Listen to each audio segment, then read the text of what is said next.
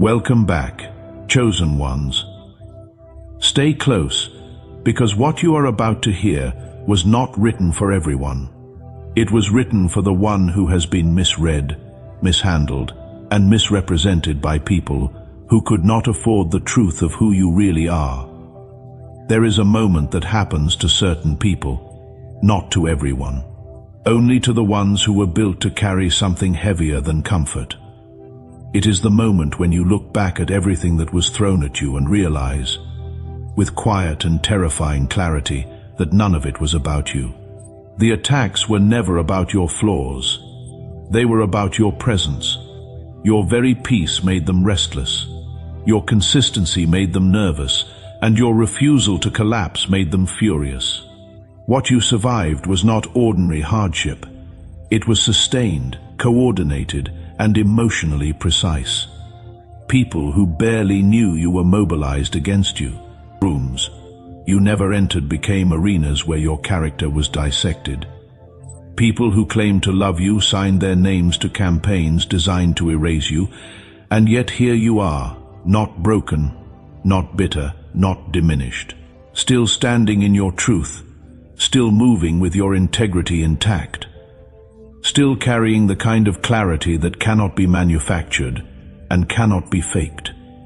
The world is beginning to take notice, not because you made noise, but because the truth, when it is that concentrated, eventually outgrows every container people try to hold it in. This is your turning point. This is where the story stops belonging only to the people who lived it and starts reaching everyone who needed to witness it. Stay with me. What I am about to share will change how you see everything you have been through. Before we go further, I need to pause for a moment and speak directly. This channel exists because stories like yours deserve to be carried with the weight they hold. Every word here is an act of faith in the people listening. If this message has ever found you in a moment where nothing else reached you, consider supporting this work through the link in the description or in the pinned comment below. When you give through that link, you are not sustaining a platform. You are funding a message that reaches people in their darkest hours, people who are not yet ready to speak, but who are desperately ready to listen. Your generosity is not a transaction. It is a declaration that this kind of truth matters, and that the people who need it most deserve to find it. The link is there whenever you are ready. Now, let us begin. 1. Your story is not a wound. It is a forensic report on the people who tried to wound you. There is a truth that most people never fully absorb. When a group systematically targets a single individual who has not wronged them, the behavior tells us almost nothing about the target and almost everything about the group. The aggression, the coordination, the obsession with someone's reputation. These are not the behaviors of healthy minds. They are the behaviors of people who recognized something in you that exposed something in themselves, and they could not live with that exposure. Think about what it takes to sustain a campaign against a person over months or years. The conversations, the whisper networks, the memory for grievances, the constant maintenance of a version of you that keeps them feeling justified. That is not the behavior of people at peace with themselves. It is the behavior of people haunted by something they have never confronted. You walked into the radius of people who were already carrying a sickness long before you arrived. And your presence, simply by contrast, made their sickness visible in ways they could not forgive you for. Your story is not evidence that something was wrong with you. It is a forensic record of what was wrong with them. The diagnosis was never yours. It belongs entirely to the people who wrote it in the way they treated you. 2. What they used to erase you became the very thing that made you impossible to ignore. Every tool they reached for to reduce you had an unintended consequence. Every label attached to your name, every story circulated in rooms they thought you could not hear, every relationship quietly poisoned against you. All of it created a paper trail that truth eventually follows back to its source. When someone tells a lie consistently enough, the lie develops weight. But that weight does not stay in place. It travels back through everyone who repeated it, and eventually settles on the people who built it. The moment the truth surfaces, every person who carried that lie is implicated. Not by you. By the architecture of the lie itself. They thought they were writing your story. They were actually writing their confession. The tools of erasure work only as long as the target stays in the position of needing something from the people wielding them. The moment you stopped needing their validation, their version of you lost its market. And a story with no market has nowhere to go except back to the people who invented it. They wrote the very headline that introduced you to the world they were trying to hide you from. 3. The scale of the opposition against you was never a measure of your guilt. It was a measure of your gravity. Most people are not prepared to receive this truth because it requires them to completely reframe how they understood power during the years they were being targeted. The size of the opposition. How many people, how organized they were, how relentless the attacks felt. None of that reflected how much you deserved to be attacked. It reflected how much you threatened the system those people had built around their collective avoidance of truth. Small fires do not mobilize entire fire departments. Small threats do not require sophisticated countermeasures. The very fact that so many people felt so strongly that you needed to be diminished is, when seen clearly, one of the most powerful endorsements your existence has ever received. You were not a small inconvenience they were overreacting to. You were an existential disruption to a shared narrative they had built their identities around. The scale of what came against you was not a punishment. It was a measurement, and what it measured was not your capacity to be wrong. It measured how much truth you were carrying, and how much that truth cost the people who had invested everything in its opposite. 4. You were not targeted because you were weak. You were targeted precisely because you would not break the way they needed you to break. Perpetual campaigns of this nature require a target who remains coherent enough to be recognizable. A person who breaks immediately, who adopts the abuser's narrative, who shrinks and disappears, simply stops being useful. There is nothing left to attack. The reason the effort against you lasted as long as it did is because you refused to perform the collapse they were scripting for you. Every time they expected you to cave, you held your position. Every time they waited for you to publicly validate their private accusations, you remained stubbornly, inconveniently coherent. This was not stubbornness in the way it was framed to you. This was structural integrity that people built differently simply cannot replicate. You were not clinging to pride. You were clinging to something real enough inside yourself that no external pressure could fully dislodge it. They did not target you because you were easy. They targeted you because they believed they could break what they could not understand. They could not. And that failure became the beginning of everything you are still walking into. 5. Every person who abandoned you in that season was doing you a favor they did not know they were capable of giving. The betrayals were real. Let that be said plainly. When people you trusted handed your vulnerability to those who wanted to use it against you, that was a real rupture. The isolation was not imagined. It was felt in ways that left marks you are still learning the names of. But here is what the abandonment actually accomplished. It performed a clarity on your life that you could not have manufactured in 10 years of careful observation. The people who left were showing you, at the precise moment when the information mattered most, exactly how much they had ever truly been present. Not their potential, not who you hoped they were, who they actually were when the stakes were real and the cost was visible. The version of your life where those people stayed would have been a version where you continued investing in relationships built on conditions that could only be sustained in warmth. What you lost in belonging, you gained in the kind of clarity that restructures every future decision you will ever make about where you place your trust. Every departure cleared space that your real season requires. 6. Your silence during the worst of it was not weakness. It was strategic protection of a truth that was not yet ready to be defended. There is enormous pressure on people who are being publicly mischaracterized to respond immediately. And when you did not, when you chose restraint over retaliation, many people read that silence as admission, as defeat.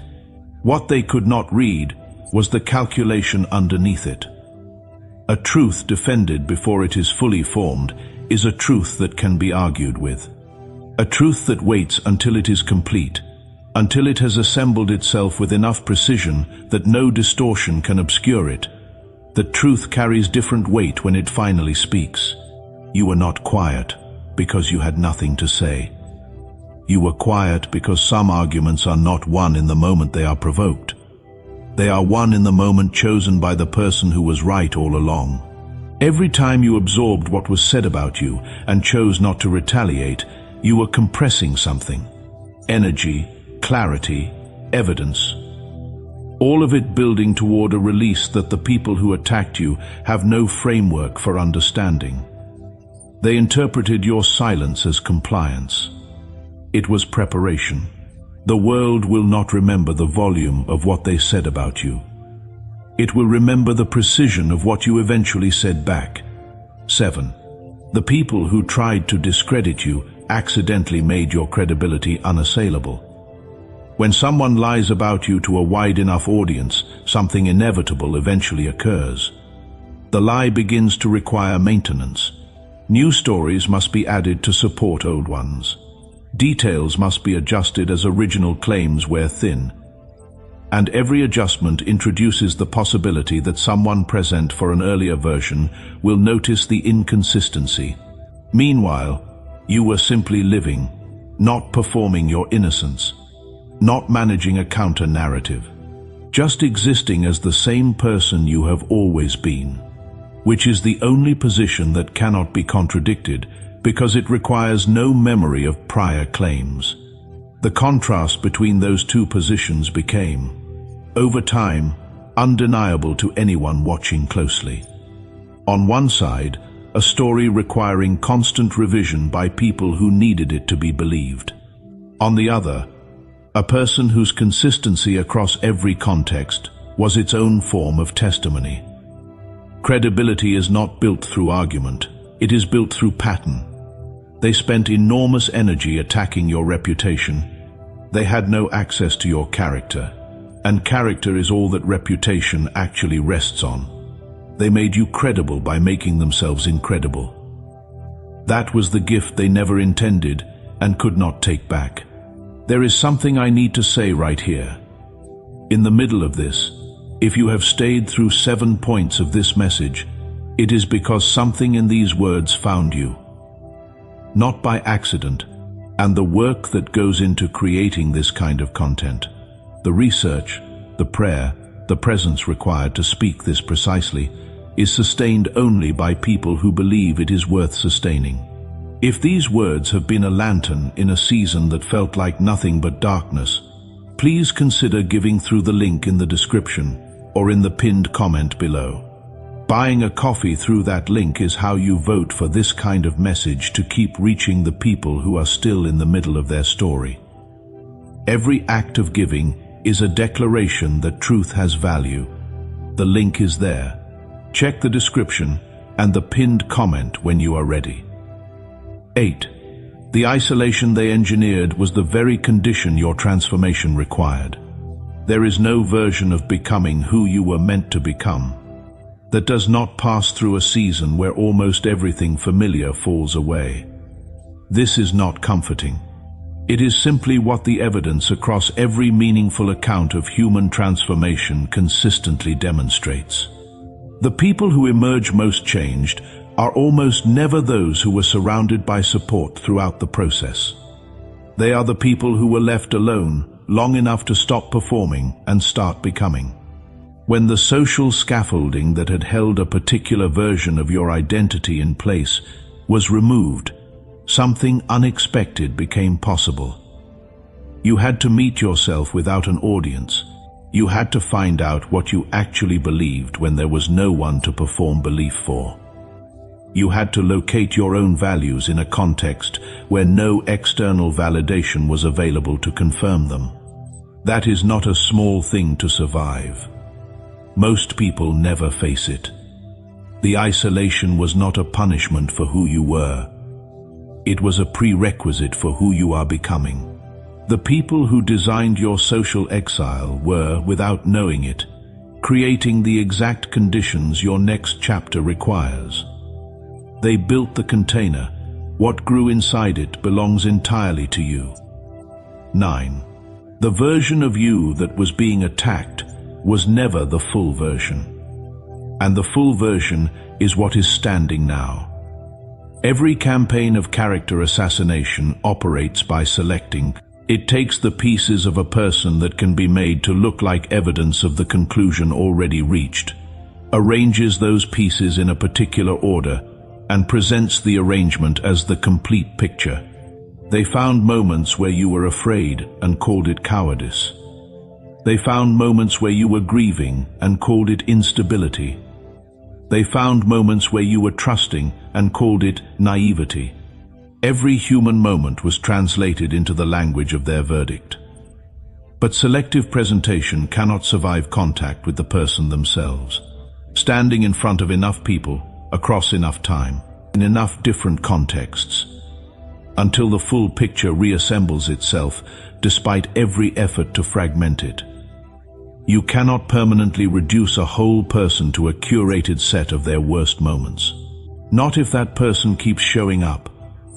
Not if that person keeps demonstrating, quietly and without agenda, the dimensions being edited out of the version presented in their absence. The version of you they were attacking was a collage made from clippings they chose. The version standing now is something they had no hand in constructing. 10. Your healing was the one variable their entire strategy failed to account for. Every calculation that goes into targeting a person depends on one assumption: that the person will remain in the position in which the attacks find them, that the grief will stay grief, that the isolation will continue to isolate. Without that assumption, the strategy collapses, because sustained pressure is designed to keep someone pinned in a state where they cannot recover enough to see clearly. What no one accounts for is the specific kind of person who heals not in spite of what was done to them, but because of the depth of the work it forces them to do. You were not supposed to examine what happened with this level of precision. You were supposed to be too hurt to see it clearly. A healed person has distance from the pain. They can see the pattern. They can name the dynamics. They can speak about what happened with specificity and without the anguish that can be dismissed as emotion rather than evidence. A healed person is, from the perspective of the people who targeted them, the worst possible outcome. They had a strategy for your brokenness. They have nothing for your clarity. Your healing was the variable they were never prepared for, and it is the one they cannot undo. 11. The people who were supposed to protect you and did not were carrying wounds that had nothing to do with you and everything to do with what they were never given themselves.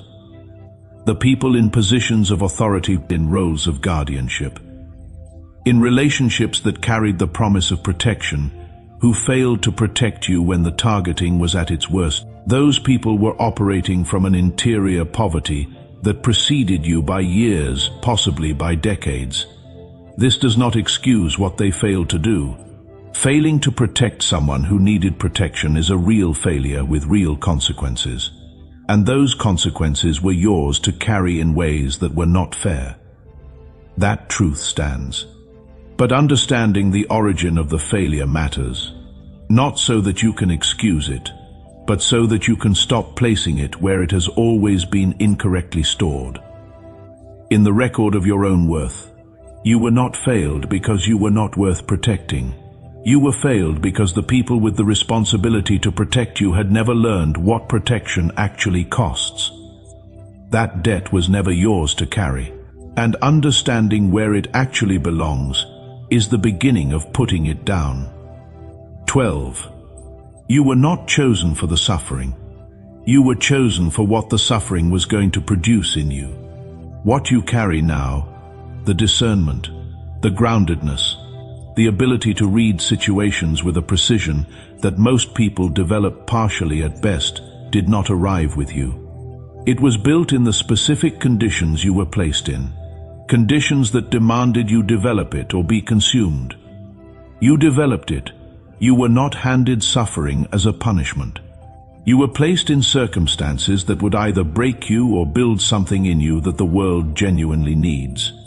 The distinction matters because it changes how you carry everything that came before. A punishment is something to recover from. A formation is something to inhabit. The people who designed those circumstances, who believed they were dismantling you, were cooperating, without knowing it, with a process entirely outside their authority to interrupt. You were not damaged and then repaired. You were processed by circumstances that refined you into something more precise than you were before they began. 13. The fact that you did not become what they were is the single most significant thing about your story. The most natural, most documented, most probable outcome of sustained exposure to cruelty and betrayal is the gradual adoption of the behaviors encountered. Not because people are weak, but because environments shape behavior, because prolonged exposure to any way of operating creates familiarity, and familiarity creates template. The environment you were placed in was teaching specific lessons: how to manipulate, how to coordinate harm while maintaining plausible innocence, how to build social consensus around a false conclusion. These lessons were present every day. They were modeled consistently by the people around you, and you did not learn them. You came through an extended immersion in a particular way of being human and emerged still practicing a different one, still choosing honesty when dishonesty was the surrounding norm, still holding to your own values when the environment was designed to dissolve them in anyone exposed long enough. That refusal is not a personality trait.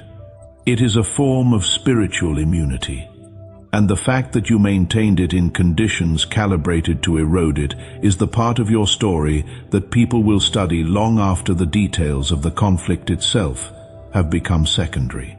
You did not become what the environment was. That is the only victory that actually matters. 14. The world will not remember what was done to you. It will remember what you did with it. Every great account of human endurance has this in common. The specific injustice that sparked it becomes, over time, the background. The foreground is always the person, and what the person chose to construct from the materials they were handed. Your story, told honestly and fully, does not end with the worst of what happened to you. It ends with what you are holding right now, the clarity you earned, the discernment you built, the groundedness that came from being forced to find your own foundation when every external one was removed. The specific quality of peace available only to people who survived the complete dismantling of a life they thought they knew and discovered that the only thing that needed to survive was the part of them that nothing external could reach. The platform your experience has built is not built on the misery of what happened. It is built on the precision with which you navigated it and what you are now capable of passing on. The world will not look back at your story and see a person who was hurt.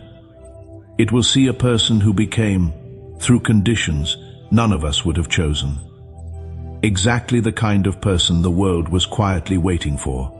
Someone tested all the way down to the core who discovered, at the core, something worth building from. That is what you have now. Not in spite of what you endured, because of what you refused to surrender inside it. And that is a story that does not end here. It is only just beginning to be heard.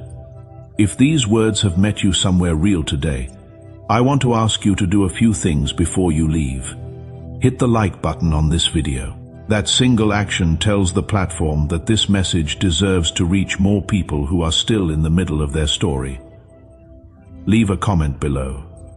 Tell me which point landed the hardest for you. Tell me what you are still in the middle of.